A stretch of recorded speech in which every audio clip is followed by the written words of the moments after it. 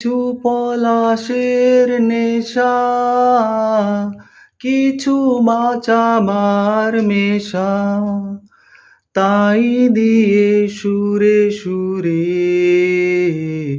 রঙে রসে জাল বুনি, রুচি মম ফাল্গুনি,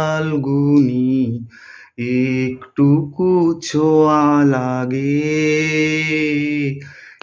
একটুকু কথা শুনি, তাই দিয়ে মনে মনে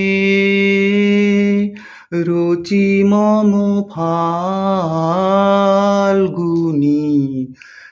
একটুকু ছোঁয়া লাগে,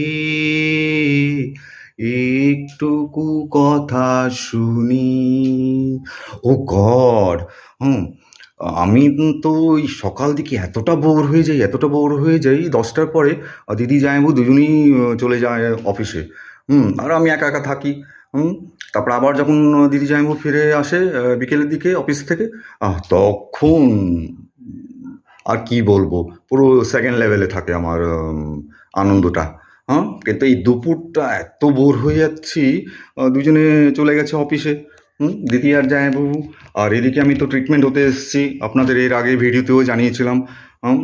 কনসালটেন্ট ফিজিশিয়ান বলেছে যে 10 দিন বাদে এসো, তো আগামী দিন আমি আবার যাব দেখাতে। এইমসে অ্যাপয়েন্টমেন্ট নিয়েছিলাম, ওটাকে আমি ক্যান্সেল করে আমি কালিঙ্গা হসপিটালে দেখাচ্ছি। যাই হোক, এর ভিতরে আমার আবার এই হাতে ফোড়া হয়ে গেছে। ওহ কি ব্যথা হচ্ছিল! আবার দৌড়ালাম কনসালটেন্ট ফিজিশিয়ানের কাছে। ওষুধ দিয়েছে, মলম দিয়েছে, অ্যান্টিবায়োটিক দিয়েছে। যাই হোক, একটু রেমিশন হয়েছে। কিন্তু যখন আমি মলম লাগানোর পরে মাঝে মাঝে আমি হাত ধুতে ভুলে যাই। ও গড! স্যানিটাইজার লাগাতে ভুলে যাই। তো এমন এমন বডি পার্টসে হাত চলে যাচ্ছে, আর কি বলবো, এখন এমন জায়গায় ফোড়া হয়েছে, ও গড! আমি আর বলতে পারছি না। না দিদিকে বলতে পারছি না, জামাইবাবুকে বলতে পারছি, কারোর কাছে বলতে পারছি না। এত যন্ত্রণা, গড! না হাঁটতে পারছি, না বসতে পারছি, আর শোয়ার সময় তো এমন হয়ে শুয়ে থাকতে হয়। এপাট সেপাটও করতে পারছি না। কি আর বলবো! আর কি জ্বালা! আর আর বলতেও পারছি না যে কোন জায়গায় ফোড়াটা হয়েছে আপাতত।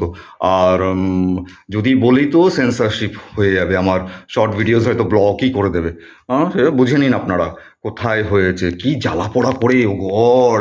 যখন ওয়াশরুমে যাই এত জ্বালা পোড়া করে, তাও মানে সহ্য